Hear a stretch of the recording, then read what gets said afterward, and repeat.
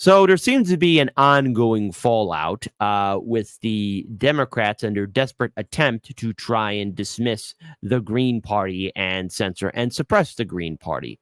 Now, look, the Greens obviously have a lot of internal issues, but also deal with a lot of state and federal laws and regulations that prevent them from really becoming a powerhouse. And there's been many attempts by the Democrats to destroy the Green Party. Now, most notably, during this month, AOC decided to think it was a bright idea to go ahead and say that the Green Party was a waste of time, even though it was revealed and live on this show, by the way, that apparently she used to be a Green Party supporter, especially way back in 2017, which is a funny thing to think about because for a long time we've heard people like AOC say that the Greens were a waste of time. But again, I just want to pull up this tweet here that that one surprised me. I wasn't expecting this tweet to really kind of blow up the way that it did. But someone tell Dr. Jill Stein, Butch Ware, Green Party, Nick from RBN and Revolution Blackout Network that good old AOC was once a Green Party volunteer in 2017. And there she is, live for us all to see. See? There you go. It's the Green Party. And of course, getting quite some engagement and a lot of likes and retweets, as well as the video, as well as what caused the escalation. By the way, folks, just in case you miss out on it, here's somebody who actually found me the original tweet, just so you all know that it's real, of AOC.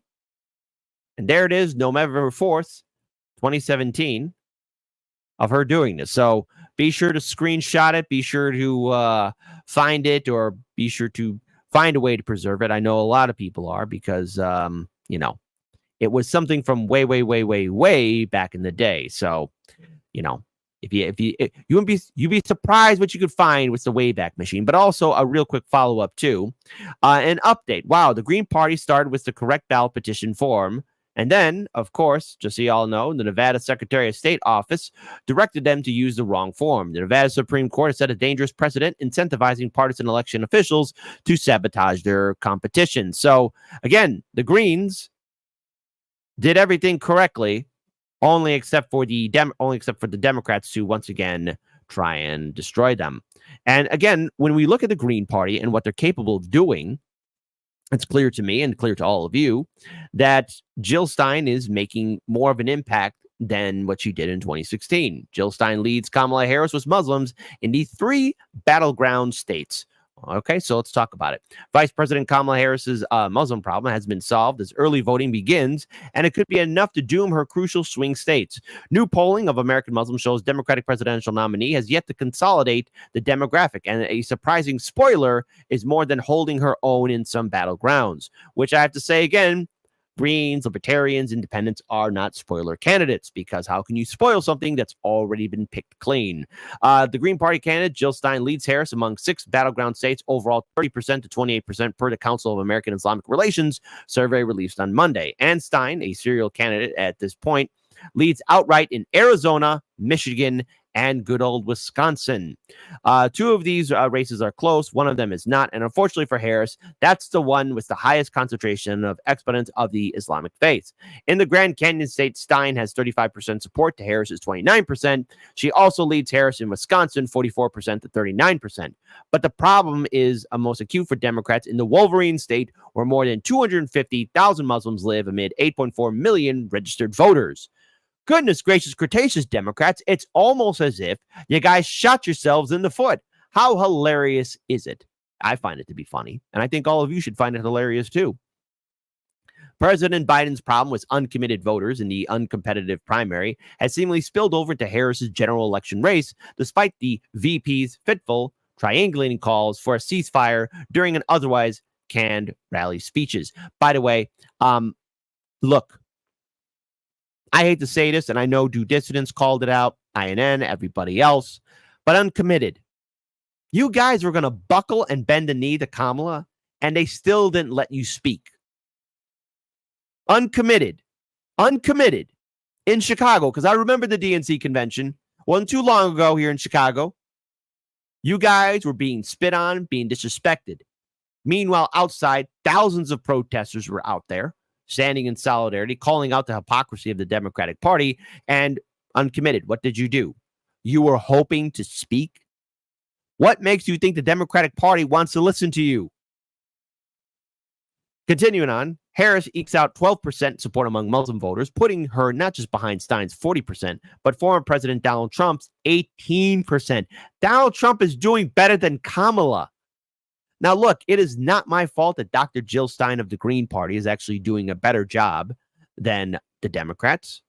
Democrats used to be a Big Tent party, but hey, anything to get that Cheney endorsement, anything to stop the evil orange boogeyman, Donald Trump. Incredibly, given Trump spent years arguing for a total and complete shutdown of Muslims entering the United States, his second place in Michigan isn't his best showing up as the group. Trump accomplished that in Nevada, where 27% is essentially a dead heat, with Harris's 29% and Stein taking 13%. Muslims are not a monolith either. The data reveal different backing based on age group, and that may have provisional good news for Harris with higher propensity voters. So Vice President has roughly a third of support across the entire sample among voters 50 and older, but Stein is no slouch, with a third among those 30 to 39 years of age and a third in her own right among senior citizens. So what does that tell you? It means that Democrats are in some trouble. And of course, since there's going to be a debate, Dr. Jill Stein will be giving response to Kamala Harris and Donald Trump this Tuesday. So be sure to check it out. Stein will be giving her commentary, her analysis, and her perspective in response to the Trump versus Kamala debate. But something else also took place. Good, reasonable individual, Piers Morgan, was more than happy to ask not Kamala Harris, but Jill Stein, about being endorsed, being supported. And the beginning is a very delicate time because there's more to this, but I at least want to play this snippet of her on Piers Morgan's show in regards towards endorsements. Most notably, as we all know, Cheney, his daughter, and himself both endorsed Kamala. Jill, if you got an endorsement from Dick Cheney or the Ku Klux Klan or Vladimir Putin, a public endorsement, what would your reaction be? And that's stupid. It's very, very stupid. That's a stupid question. Because, you know, when you get endorsements from certain people, and yes, there are individuals that are, yes, deemed radioactive. Well, it's okay. On the one hand, ha, ha, ha. On the other hand, you know, a person could just say, yeah, thanks, but no thanks. I would publicly reject it, but let me say, I think more important than the endorsement is the fact that the policies of Dick Cheney, you know, his neocon approach to our foreign policy, his endless war machine, you know, his very hostile, you know, it's like fight first and ask questions later. I think that's the core of the problem right here, is that the Democrats have very much adopted the agenda of Dick Cheney and the Republican war machine. That is the more critical problem here than the endorsements. But yes, absolutely, I would certainly reject those endorsements. I mean, we've got a picture. But the real problem here is that the Democrats have really adopted the policies of the Republicans. I want to show a picture. This is Now, of course, he's going to bring up the infamous picture of, you guessed it, everybody, please don't panic, when Jill Stein was sitting with Putin. Woogie, boogie, boogie, boogie, boogie. But real quick here, before we see the infamous photo of Jill Stein with Putin, just want to show something to you guys. Is that Hillary Clinton with Putin? Everybody, calm down. Just please calm down. It's just two people hanging out. Oops. What? Everybody calm down. It's fine. It's fine. Don't worry about it. This is a view with a world leader. Let's take a look. It's you sitting at a table with Vladimir Putin. So if Vladimir Putin offered you an endorsement, what would you say? I would absolutely reject it. And I was there actually at a conference in order to challenge Vladimir Putin. Unfortunately, I didn't have an opportunity to talk with him because he sat at that table for about 10 minutes before he gave his speech in Russian. There were no introductions. There were no exchanges whatsoever, no conversations. The one person I could talk with was a former German foreign minister who is sitting to my right, Willy Wimmer. But otherwise, I was not able to talk to any of the dignitaries. The guy on my left, I thought was just Putin's bodyguard. It turned out he was like his I think his chief of press or something on that. But there were absolutely no introductions. And by the way, the Senate Intelligence Committee investigated in detail whether there were any connections between myself, my campaign, and the Russian government, et cetera, and gave me a full exoneration and thanked me for my full cooperation. Okay. So unfortunately, that photo is used as part of the Democrats' arsenal of trying to silence their competitors. Okay, well, you give. Yes, my goodness, my goodness. He's like, do you bloody well condemn Hamas? Do you condemn Hamas? Do you bloody well condemn Hamas? Of course, listen, he does also go on to ask her about the Democrats, what they're trying to do to her, and how both parties are bought and paid for. So I want to pull up just a few more snippets of this little conversation between Piers Morgan and Dr. Jill Stein. And yes, I am well aware that even Destiny chimed in his own right about getting an endorsement from first name Adolf, last name Hitler. Let's go ahead and pull up this video here. I just want to pull up a little bit more of it because, again, I think so many people tend to forget just how corrupt the Democrats are. We already see what they're trying to do to them in Nevada. In Illinois right now, a lot of Green Party candidates are right now write-ins. Illinois is a very tough draconian state, and each state in their own right is right now doing everything they can to destroy, dismiss, and silence third-party candidates. Not only just Greens, but Libertarians, Independents, etc. Kamala Harris's U-turn on fracking. Well, she's done a lot of U-turns. I mean, yeah. Sorry about their choices here. Those are being denied. The Democrats have also publicly advertised for infiltrators and spies in order to disrupt our ballot drives, and this is their strategy. They do not want to face us in the court of public opinion, keep us out of debates, keep us out of press coverage, fear campaign and smear campaign against us so that they can simply eliminate their competition. They are quaking in their boots. They have also hijacked our public funding, which we qualified for in order to prevent us from getting on the ballot. However, we are largely prevailing in spite of their army of lawyers and the rest. And we will be on the ballot for about 95% of voters. We will be the only anti-genocide, anti-war, climate emergency, pro-worker campaign that is on the ballot across the country with a potential pathway as far as you want to go. And this is what voters are clamoring for. And this is what the debate should actually be about. How do you feel about Kamala Harris's U-turn on fracking? Well, she's done a lot of U-turns. I mean, Piers, I don't know if this is new to you, but politicians flip-flop, do U-turns, do drive-bys, run over civilians, crash their cars. They do all of that. They never follow through with their promises. I don't know what's going on that little brain of yours, but that's a very stupid question. I mean, a politician flip-flopping, a politician going back on their word. Hey, folks, let's have democracy in the chat. Are you still shocked when a politician flip-flops? Type 1 for yes, kid. And it's always disappointing, but there's a strategic, pragmatic reason why. Type 2, no, man, I'm used to it. Yeah. This is to be expected. She puts her fingers to the wind and basically, she's done a U-turn on immigration.